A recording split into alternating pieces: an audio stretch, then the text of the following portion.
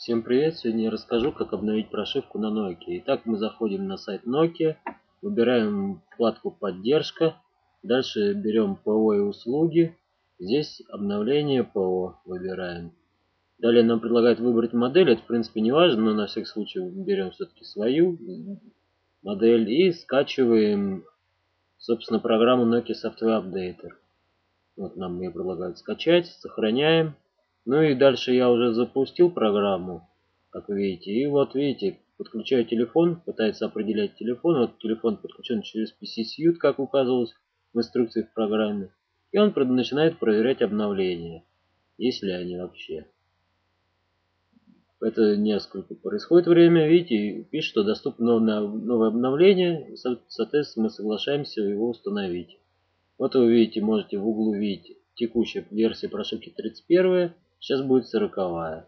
Ну, я, естественно, смонтировал все, чтобы не было так долго. Потому что, видите, здесь он предлагает 15 минут ждать. Мы эти 15 минут, конечно же, ждать не будем. И, я думаю, уложимся быстрее, потому что я все уже порезал. Ну и вот, видите, обновление ПО завершено. Нам предлагают выйти из программы. Ну и сейчас я показываю телефон, что вот 40-я прошивка на нем стоит. Ну, с этим, наверное, все. Всем пока.